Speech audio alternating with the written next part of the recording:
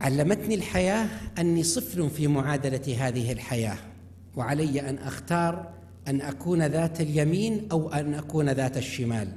إن كنت ذات اليمين كنت إضافة لهذه الحياة، وإن كنت ذات الشمال كنت عبئا على هذه الحياة وكنت نسيا منسيا. في هذه الحياة أنت من تقرر أيها الشاب، يا شاب المتوسط، أنت أيضا يا شاب الثانوية وحتى الجامعة، أنت من تقرر النجاح والراحة في هذه الحياة إن قررت احترام نفسك في وقت مبكر من هذه الحياة. كيف يكون احترام نفسك؟ أن تقرر أن تتعلم إن كنت تحب العلم، أن تعمل إن كنت تحب العمل، أن تشارك في الأنشطة الاجتماعية إن كنت تحبها، لأنها هي التي تعطيك القيمة أمام نفسك أنت أيها الإنسان. علمتني الحياة أن لا أستمد قيمتي من الآخرين، بل أنتزعها منهم انتزاعا، ألا أنشغل في الآخرين. ولذلك حدثت لي قصة ربما بعضكم سمعها مني مرة في قناة بداية أظن أو غيرها، أني في بداية حياتي كان لي نشاط معين، وضمن هذا النشاط، وهذه رسالة للشباب في المرحلة الثانوية لأنها حدثت لي في المرحلة الثانوية، أن هناك كان نشاطا كبيرا وكنت واحدا من مجموعة شباب، وانطلقت بهذا النشاط فوجدت مضايقة من أقراني، طارق سوى، طارق شال، طارق حط، هم لا ينتقدوني، كنت نشيطا، كنت عمليا أكثر من رفاقي في ذلك النشاط. ضاق صدري، لم ينطلق لساني، ذهبت إلى أبي شاكيا: يا أبتي ضايقني أصحابي وإخوتي. قال: ما فعلوا؟ قلت: يتكلمون عني دائما، ينتقدون عني دائما أو ينتقدوني دائما. قال: اجلس يا بني، وقص علي قصة. ما هذه القصة التي قص علي أبوي؟ قال: عندنا واحد من أهل عنيزة، هذا الرجل من أهل عنيزة رجل عنده خير، وكان يتصدق بالزكاة، وكان يأتيه في كل عام رجل يأتي إليه، ثم إذا أتى إليه طلبه الزكاة فأعطاه من الزكاة، ثم ذهب الرجل. وفي عام من الأعوام جاء ذلك الرجل وقال: أعطنا من زكاتك أيها التاجر. فقال التاجر لذلك الفقير: يا أخي أشغلتنا أنت، كل سنة تجينا. فقال: احمد ربك أنك مطلوب لست بطالب. ثم خرج، فقام التاجر يلحقه ويقول له: تعال، وأعطاه ما يريده. فهمت درس أبي ماذا قال: احمد ربي يا وليدي، إن الناس مشغولين فيك، ما أنت مشغولا فيهم. تخيلوا أنت قاعد على طول مشغول بالناس. راح أبو بدر، رجع أبو بدر، راح الأستاذ الكريم، رجع الأستاذ الكريم طول الوقت. ألا تجدون مجموعة في المجتمع 90% من أوقاتهم حديث عن الآخرين، و10% فقط من أوقاتهم هم العمل؟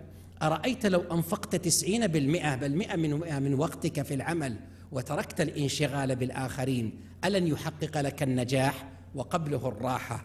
إن جاء النجاح بدون الراحة فإنه لن يكون نجاح، إنما سيكون توتر.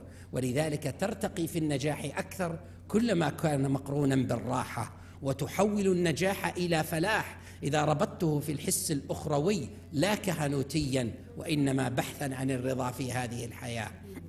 بهذه المعادلة تستطيع أن تعيش في الدنيا، تستطيع أن تنطلق في هذه الحياة، وتستطيع أن تحقق الاستقرار لنفسك. من ذلك الوقت أيها الرفاق من شباب الثانوية والجامعة قررت قرارا أساسيا: أن أنشغل في تقييم نفسي. لا علاقة لي بأبو بدر، معليش أضرب مثال في لن يمون عليه كثير، أو بزيد أو عمرو من الناس. أنشغل بتقييم نفسي. لماذا؟ لأني إن انشغلت بتقييم نفسي وقارنت نفسي بالآخر، إن سبقني ضاق صدري، وإن سبقته توقفت عن النجاح والإبداع. ولذلك هنا تكون أزمة. ولذلك ينشغل الإنسان بنفسه. الإحسان أن تعبد الله كأنك تراه، فإن لم تكن تراه فإنه يراك. تأتي هذا الدرس الإضافي: أن أنشغل بنفسي عن غيري، وأن أنشغل بربي عن نفسي. وهنا تلتقي معادلة النفس مع معادلة الروح. الإشكالية في الناس حتى من بلغ في التقوى مبلغا كبيرا أنه يصنع روح التدين دون أن يصنع نفس المتدين، وهذه إشكالية.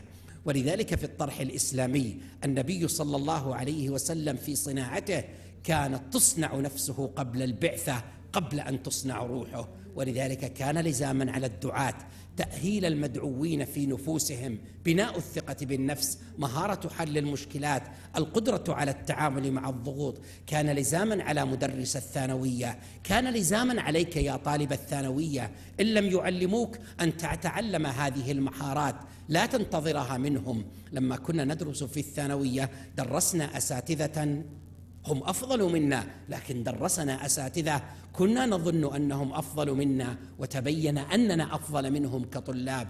لماذا؟ الافتراض، القدرة في الداخل دون الغرور، الثقة المطمئنة. تأتي الثقة المطمئنة من ماذا؟ أن تنشغل بقدراتك كيف توظفها لنفع نفسك وأهلك ووطنك والمجتمع من حولك. هنا نصنع رجالا، فإذا صنعت رجلا هنا ورجلا هنا ورجلا هنا انتقت هذه الأمور.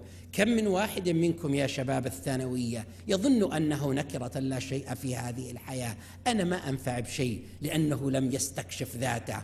وكم من رجل أصبح رائدا في المجتمع وفي نظري أنه قريب من النكرة. لماذا؟ لأنه اعتقد في نفسه أنه شيء.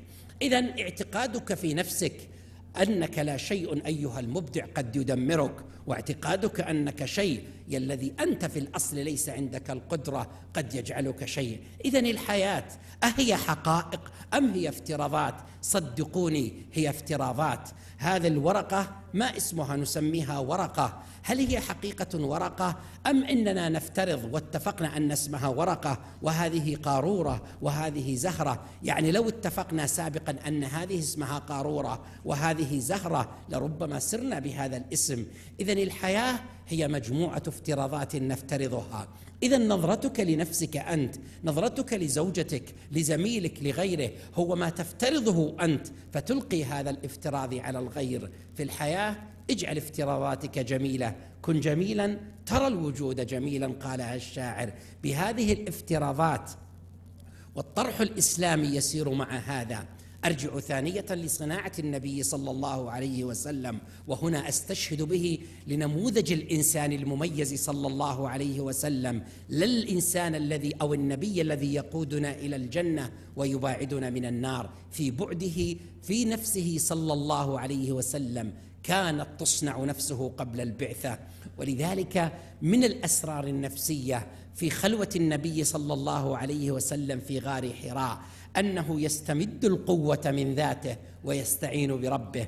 فهذه العزلة التي عزله الله سبحانه وتعالى، وكلما اقترب من البعثة كلما زاد انعزاله على الناس، ليس نشدا للعزلة وإنما صناعة لهذه النفس البشرية ولتصنع على عيني حتى يبلغ ذلك الكمال النبوي العظيم. أنت أيها الشاب إذا أردت أن تسير يجب أن تسير بذات الصناعة النبوية، لأن النبي صلى الله عليه وسلم ليس نبيا للمتدينين وحدهم، بل لنا كلنا نحن البشر، المسلم وغير المسلم، نموذج أيضا لغير المسلم صلى الله عليه وسلم. أكتب في سيرته، أتعطر في سيرته، أكتب في الفيسبوك عن سيرته، يكتب إلي تدرون من؟ نصارى بل يهود يكتبون يشكرون في نبينا لأنه صلى الله عليه وسلم قدمت الجزء الإنساني فيه، فرأوا عظمة ذلك النبي. ألا نقرأه نحن المسلمين فنرى ما فيه من جوانب رائعة؟ للإشكالية فينا أننا ننظر أنه يقودنا إلى الجنة وأنه يباعدنا إلى النار فحسب. لقد تحجرتم واسعا يا قوم، إنه أعظم من هذا ولا يقاس بهذا صلى الله عليه وسلم.